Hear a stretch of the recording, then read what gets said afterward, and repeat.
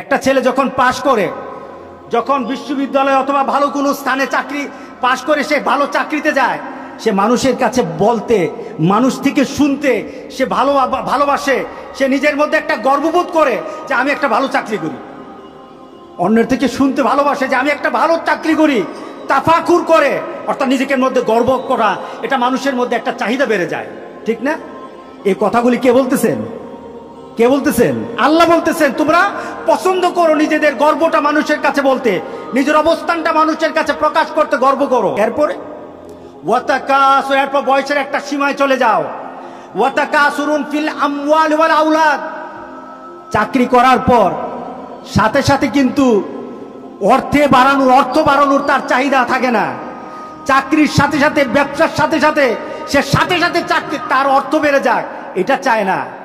বিয়ে করার পর সাথে সাথে কিন্তু তার বাচ্চা গণনা করে না, কিন্তু একটা পর্যায়ে গেলে সে গণে আমার 5 ছেলে, আমার 6 ছেলে, আমার এতটা মেয়ে, গণে কিনা বলেন? বিয়ের সাথে সাথে না, যখন সে তাফাকুর করে তখন তার পরিবারের যারা আছে তাদের কিনে গর্ব করে। এক পর্যায়ে সে তাকাসুর করে, অর্থাৎ বাড়িয়ে নেয়, তার সম্পদ বাড়ায়, তার সন্তান বাড়ায়, নিজের মধ্যে অনেক কিছু ক্রেডিট মনে করে। ওয়াতাকাসুরুন বাইনাকুম ওয়াতাকাসুরুন ফিল আমওয়াল ওয়াল আওলাদ, সম্পদ আর সন্তান বৃদ্ধির মধ্যে মানুষ পড়ে যায়। এটা হলো মানুষের জিন্দেগি। মানুষ বাড়ায় সম্পদ, মানুষ বাড়ায় সন্তান, তখন মানুষের মধ্যে এই বৃদ্ধির জন্য প্রতিযোগিতা লেগে যায়। আপনি দেখবেন একটা পর্যায়ে মানুষ বাড়ি কিনে, একটা কিনে, দুইটা কিনে, জমি কিনে, একটা কিনে, দুইটা কিনে, ব্যবসা প্রতিষ্ঠান একটা, দুইটা, তিনটা বাড়াতে থাকে। এটা তার চাহিদা বেড়ে যায়, এটা তার চাহিদা বেড়ে যায়। এটা আল্লাহ সুবহানাহু ওয়া তাআলা বলতেছেন, তোমার জিন্দেগির, তোমার জীবনের একটা পর্যায়ে তুমি শুধু একটা নেশার মধ্যে পড়ে যাবা। নেশাটা কি? আমার বাড়াতে চাই, আরো বাড়াতে চাই, সম্পদ বাড়বে, আমার সন্তান বাড়বে, এই একটা চাহিদা তোমার মধ্যে ঢুকে যায়। এটা কিন্তু ওই যখন নতুন বিয়ে করে তখন কিন্তু তার হয় না।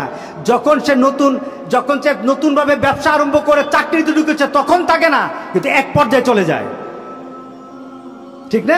এক পর্যায়ে চলে যায়। তখন আল্লাহ সুবহানাহু ওয়া তাআলা এরপরে বলেন, তোমার জীবনটা তেমন, হঠাৎ তুমি দেখতে পাবা তোমার জীবনটার মধ্যে যেন আকাশে মেঘ জমেছে। তোমার জীবনটার মধ্যে আকাশে মেঘ জমেছে। মেঘ আসলে কি হবে? বৃষ্টি হবে। বৃষ্টিতে কি হবে? জমিন সতেজ হবে। তুমি যখন দেখলা তোমার জীবনের একটা পর্যায়ে তোমার সম্পদ বেড়ে গেছে, তোমার সন্তানও বেড়ে গেছে, তখন তুমি অনেক অনেক আনন্দ হয়, চিন্তা করবা আকাশে তো মেঘ জমেছে, বৃষ্টি পড়বে, আমি তো এখন খুশি আর খুশি।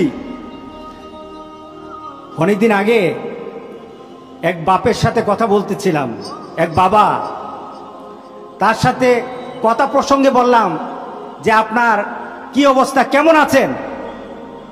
উনি বলছেন, চাকরি যখন নিজে চাকরি করতাম তখন খুব কষ্টের মধ্যে ছিলাম, পরিবারটাকে গুছাতাম, একটা টার্গেট ছিল যে এক পর্যায়ে আমার সন্তানরা অনেক কিছু হবে।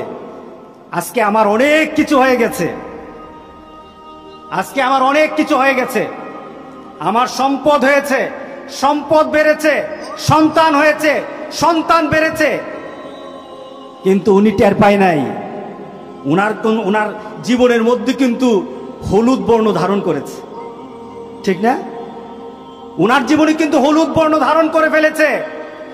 উনি ঠিকই বৃষ্টি দেখেছেন, তার জমিন উর্বর হয়েছে, সব ঠিক, কিন্তু হঠাৎ দেখা গেল খড়কুটোর মতো, ওই জমিনের ফসলের মতো, গাছের পাতার মতো উনার জীবনটা কিন্তু হলুদ বর্ণ হয়ে গেছে, ঠিক না? যারা বয়সে বৃদ্ধ হয়েছেন আপনারা কি ওই অজিনা, গর্ব করা, তাফাকুর করা এবং নিজের সৌন্দর্য ফুটিয়ে তোলা, এই যে বয়সগুলি ছিল, আপনারা কি বুড়ারা এখন সেই বয়সটা আছে আপনাদের কাছে? আপনি কি মজা পাবেন? এখন বুড়া আপনি চিন্তা করলেন আমার সৌন্দর্য কেমন আছে, একটু আয়নার সামনে গিয়ে দাঁড়াই, দেখবেনটা কি? দেখবেন দাঁত নাই, দেখবেনটা কি? দেখবেন সব দাড়ি সাদা, এরপরে দেখবেন কি গালগুলি ভরা ছিল, এখন গাল সব ভিতরের দিকে। দেখবেনটা কি? চোখটা ছিল আগে ভাষা চোখ, এখন চোখ চলে গেছে ভিতরে, আপনি তখন চোখের পানি ফেলে বলবেন, কি সুন্দর ছিলাম আর এখন কি হয়ে গেলাম। চামড়াটা শুকনা হয়ে গেছে, চামড়াটা আপনার কুচকিয়ে গেছে, আপনি নিজের মধ্যে আর সৌন্দর্য খুঁজে পাবেন না, আর নিজের সৌন্দর্য নিয়ে গর্ব করারও কোনো সুযোগ থাকবে না, কারণ আপনার জীবনে হলুদ হয়ে গেছে। ঠিক না? আপনার জীবনটা হলুদ হয়ে গেছে। এখন আপনার জীবনে হলুদ চলে আসলো, এই পর্যায়ে আল্লাহ সুবহানাহু ওয়া তাআলা আমাদেরকে নোটিশ করে বলতেছেন, ওয়ামাল হায়াতুদ দুনিয়া ইল্লা মাতাউল গুরুর। তোমাদের জীবনটা তোমরা চিন্তা করো আকাশের বৃষ্টির মতো এই হবে, আনন্দ চলতে থাকবে। না না, চলবে না। এক সময় তোমার জীবনটা হলুদ হয়ে যাবে, হলুদ পাতার মতো তোমার জীবনটা হলুদ হয়ে যাবে। তারপরে তোমার জীবনটা কি হবে? রাসূল সাল্লাল্লাহু আলাইহি সাল্লাম, আল্লাহ সুবহানাহু ওয়া তাআলা আমাদের জন্য আমাদের জীবনের একটা পর্যায়ে বলেছেন, আল্লাহুল্লাযী খালাকাকুম মিন যুফিন সুম্মা জাআলা মিন বাদি যুফিন কুওয়াতান সুম্মা জাআলা মিন বাদি কুওয়াতিন যুফান ওয়া শায়বা ইয়াখলুকু মা ইয়াশা ওয়া হুয়াল আলিমুল কাদির। আল্লাহু আকবার, আল্লাহু আকবার। আল্লাহ সুবহানাহু ওয়া তাআলা আমাদের জীবনের একটা পর্যায়ে বললেন যে আল্লাহ সুবহানাহু ওয়া তাআলা, আল্লাহুল্লাযী খালাকাকুম, আল্লাহ সুবহানাহু ওয়া তাআলা তোমাদেরকে সৃষ্টি করেছেন, মিন যুফিন, দুর্বল রূপে সৃষ্টি করেছেন। বাচ্চা যখন ছিলাম তখন কি দুর্বল না? আমি আয়াতটাকে চিন্তা করি, আল্লাহ সুবহানাহু ওয়া তাআলা আমাদেরকে কিভাবে দুর্বল করে শক্তি দিলেন, শক্তি দিয়ে আবার দুর্বল করলেন। সবার জন্য একটা সতর্ক, আল্লাহ সুবহানাহু ওয়া তাআলা আমাদেরকে কি করে সৃষ্টি করলেন? দুর্বল করে। যে কি বলতেছেন? যৌফিন, দুর্বল। একটা ছোট্ট বাচ্চা এত দুর্বল, একটা মুরগের বাচ্চা, একটা গরুর বাছুর, একটা যে কোনো জিনিসের বাচ্চা কিন্তু তোমার মতো, তোমার ছোট্ট বাচ্চার অবস্থায় তুমি যেমন ছিলা, তোমার বাবা কিন্তু তখন বাচ্চা হয়ে গেছে। কি বলেন? প্রত্যেকটি বাচ্চা যেমন দুর্বল, প্রত্যেকটি বাবা তেমন দুর্বল না? বৃদ্ধ বয়সে দুর্বল হয়ে যায়।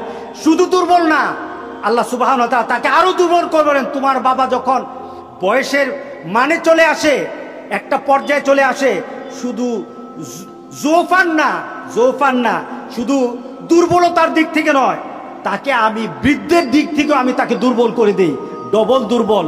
আল্লাহ সুবহানাহু ওয়া তাআলা আমাদের এই জীবনের পর্যায়ে প্রথম বললেন দুর্বল, এরপরে বলেন শক্তি, এরপরে বলেন দুর্বল থেকে আরো দুর্বল বানিয়েন। আল্লাহ সুবহানাহু ওয়া তাআলা বলেন, ইয়াখলুকু মা ইয়াশা, আমি যেভাবে ইচ্ছা মানুষকে এইভাবে সৃষ্টি করেছি, গোটা পৃথিবী যাকে ইচ্ছে এইভাবে সৃষ্টি করি, এটা আমার ক্ষমতা। কার ক্ষমতা? সুতরাং আমাদের জীবন সম্পর্কে আমাদের চিন্তা হলো, আমরা নিজের জীবনকে প্রথম বানাই একটা খেলের মধ্যে। ছোট্ট বাচ্চারা যেমন নিজের জীবনকে একটা আনন্দ দেওয়ার জন্য যে কোনো জিনিসকে তার সামনে ধরলে সে আনন্দ পায়, আমাদের জীবনটা তেমন। এরপরে সেই জীবনের একটা আনন্দ খেলাধুলার মধ্যে থাকে, কিন্তু এটার মধ্যে কৌতুক থাকে, কিছু পাওয়া থাকে না। এটা আমাদের জীবন। এরপরে কি? আমাদের জীবনের মধ্যে একটা নিজের দেহের, নিজের কর্মের, নিজের অভিজ্ঞতার, নিজের প্রাপ্তির একটা সৌন্দর্য ফুটিয়ে তোলার একটা চাহিদা বের হয়। এটা আমাদের জীবন। আপনি হঠাৎ দেখলেন আপনার একটা দাড়ি পেকে গেছে, আপনি হঠাৎ দেখতেছেন আপনার একটা দাঁত নড়ছে, আপনি হঠাৎ দেখতেছেন আপনার গালে একটা ভাঁজ পড়েছে, আপনি হঠাৎ দেখতেছেন আপনি দূরের দৃষ্টি আপনার কমে গেছে, আপনি আর দেখেন না। তখন খুশি হবেন না বেজার হবেন? একটু মনটা খারাপ লাগবে না? একটু চিন্তা চলে আসবে না? দাড়িটা পেকে গেছে মানে কি? আপনার জীবনের মধ্যে জীবনের একটা শুকনা ভাব চলে আসছে। এরপরে কি? এরপরে আপনার জীবনের সেই মধ্যে, খড়কুটোর মধ্যে হলুদ বর্ণ ধারণ করবে, আপনার দাড়িগুলি পেকে যাবে।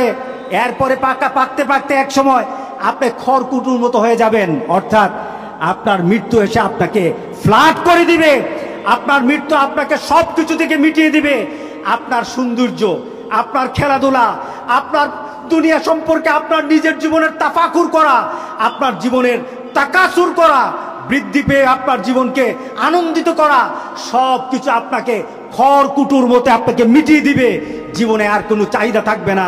আল্লাহ সুবহানাহু ওয়া তাআলা তখন ডাক দিয়ে বলেন, ইন্নামাল হায়াতুদ দুনিয়া, দুনিয়ার জিন্দেগিটা হলো আপনার জন্য কি, ওয়ামাল হায়াতুদ দুনিয়া ইল্লা মাতাউল গুরুর, দুনিয়ার জিন্দেগিটা হলো তোমাদের জন্য এমন অবাঞ্ছিত জিনিস যে জিনিসের কোনো দাম নাই। মাতা শব্দের অর্থ হলো জুতা ব্যবহার করি আমরা, জুতার পায়ের নিচে গোড়ালি থাকে, থাকে না, উঁচা থাকে। এই উঁচা জায়গাটা ব্যবহার করতে করতে মাঝে গর্ত হয়ে যায়, গর্ত হয় না? দেখেন যদি কোনো জুতা যদি অনেক সময় ব্যবহার হয়, অনেক দিন ব্যবহার হয়, এই জুতার গোড়ালিটা কি হয়ে যায়, একটা ছিদ্র হয়ে যায়। এরপর ছিদ্র হয়ে গেলে এটার মধ্যে যে পিনগুলি আছে, পিনগুলি থেকে ছুটে যায়, এটা খসে পড়ে যায়।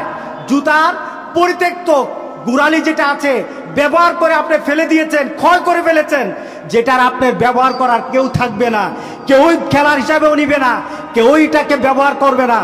আপনার জীবনটা সম্পর্কে আল্লাহ বলছেন, মাথা পায়ের নিচে যেমন গোড়ালি, গোড়ালিটা যেমন পড়ে গেলে, জুতার গোড়ালিটা পড়ে গেলে, উঁচা জায়গাটা পড়ে গেলে যেমন কোনো দাম নাই, একটা মানুষ মরে গেলে তার কোনো দাম নাই, জীবনটা তেমন শেষ হয়ে যায়। আল্লাহর কাছে চলুন আমরা দোয়া করি, আল্লাহ যেন আমাদের সবাইকে এই জিন্দগিটা আমরা যেন আখিরাতের পুঁজি বানিয়ে মরতে পারি, যেটা সম্পর্কে রাসূল সাল্লাল্লাহু আলাইহি সাল্লাম দোয়া করেছেন, আয় আল্লাহ আমাকে একটা জীবন দাও, যে জীবনটা আমি দুনিয়াতে ব্যবহার করব। আয় আল্লাহ আমাকে এমন একটা জীবন তৌফিক দান করে দাও, জীবন পরিচালনার আমাকে তৌফিক দাও, যে জীবনটা দুনিয়া তো ভালো হবে, আখিরাতও ভালো হবে। যেই দোয়াটা রাসূলের সবচেয়ে প্রিয় ছিল, রব্বানা আতিনা ফিদ দুনিয়া হাসানাতাও ওয়া ফিল আখিরাতি হাসানা ওয়া কিনা আযাবান নার। রাসূল সাল্লাল্লাহু আলাইহি সাল্লাম বলেছেন, আমার সবচেয়ে প্রিয় দোয়া, আমার সবচেয়ে প্রিয় দোয়া, আয় আল্লাহ, আল্লাহর কাছে আমি আল্লাহর দোয়া দিয়ে আল্লাহর কাছে বলি, আল্লাহর কালাম দিয়ে আল্লাহর কাছে বলি, আয় আল্লাহ, আয় রব, রব্বানা আতেনা, আমাকে দাও, রব্বানা আতেনা ফিদ দুনিয়া হাসানা, দুনিয়ার মধ্যে হাসানা দাও।